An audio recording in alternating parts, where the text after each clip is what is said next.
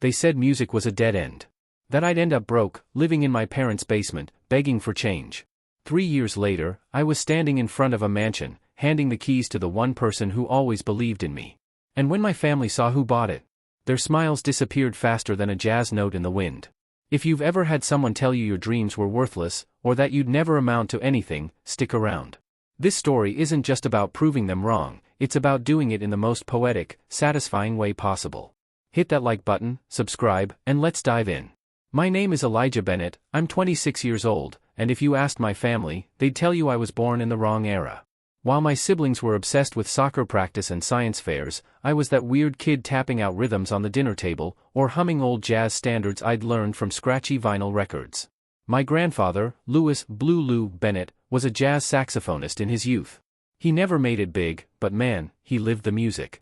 Whenever I'd visit, he'd tell me stories about smoky clubs, the magic of improvisation, and how jazz wasn't just sound, it was life talking back at you. But in my house? Music was just noise. My mom was an accountant. My dad worked in finance. My brother became a lawyer. My sister? A doctor. I was the artsy disappointment. The first time I told my parents I wanted to be a professional composer, my dad actually laughed. "Sure, Elijah. And I'll quit my job and become an astronaut." Mom didn't laugh.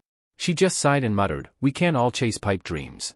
When senior year came, the pressure was unbearable. My parents wanted me to apply to business school. I wanted Berklee College of Music. We had a screaming match at the dinner table.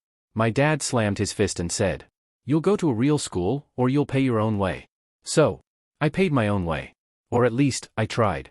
I took every odd job I could, late-night barista shifts, wedding gigs, teaching piano to hyperactive 6-year-olds. My siblings thought it was hilarious. "So, how's the rockstar life treating you?" my brother would smirk. But the truth? I was barely holding on. Rent was late. I ate instant noodles more nights than I can count. My parents stopped inviting me to family dinners. Then, Grandpa Lou passed away. It was like losing my compass. He was the only one who told me I wasn't crazy for chasing music. At his funeral, my grandmother, Evelyn, pulled me aside. Her eyes were cloudy with age, but her voice was steady. "Lou would be proud, Elijah. Don't let them tell you who you are." That stuck with me. In that moment, I made a promise. I wasn't just going to make it, I was going to make it big enough that no one could ever laugh again. Here's where things get wild. One night, I was messing around with a melody in my tiny apartment. I posted it online under a pseudonym, E.B. Snow. It blew up. Not overnight, but fast enough that within months, indie artists were reaching out, asking if I could write for them. Then a mid-tier pop singer recorded one of my songs. It charted. Suddenly, I wasn't just scraping by, I was getting 5-figure checks for a single track. I kept my identity secret. I didn't want the "oh now you care" calls from my family. By year 3, I'd stacked up enough royalties to buy a house. By year 4, I was in millionaire territory. Around that time, I found out my grandmother was diagnosed with Alzheimer's. My parents were looking into care homes, but when I visited her tiny apartment, I knew she deserved more. She'd been the quiet rock of our family, raising 3 kids, nursing Grandpa through his last years. So I did something crazy. I bought her a mansion. Not just any mansion, a sprawling estate with gardens she could wander, a music room with a baby grand, and a full-time care staff. Oh, and I bought a helicopter service so she could visit anywhere she wanted, whenever she wanted. When moving day came, my parents, siblings, aunts, and uncles all showed up. They thought they were surprising Grandma with a family-funded upgrade. Nah. This was my show. When the real estate agent handed me the keys, my dad looked confused. "Wait, you bought this place? How?" I just smiled. "Music's not such a dead end after all, huh?" My brother's face drained of color. My sister mumbled something about me being lucky.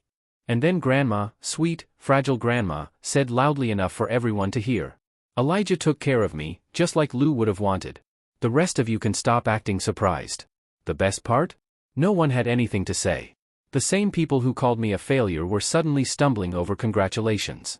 I didn't rub it in. I didn't need to. The look in their eyes, the realization that I'd succeeded without their help, was enough. Now, my music pays for Grandma's care, and I get to compose full-time. My parents have started inviting me to dinners again, but the dynamic has changed. I'm no longer the family disappointment. I'm the one who proved them all wrong. It wasn't about the money. It wasn't even about the mansion. It was about keeping my promise, to Grandpa, to Grandma, and to myself, that I wouldn't let anyone else write my life song. They tried to play me in a minor key, but I ended in a triumphant major. You don't have to prove everyone wrong. But sometimes, when life gives you the perfect chance to, oh, you take it. And you play it like the sweetest jazz solo they've ever heard. If this story hit you right in the feels, smash that like button and drop a comment. Have you ever had someone doubt you, only for you to prove them completely wrong? And of course, subscribe for more of the most satisfying revenge stories on the internet.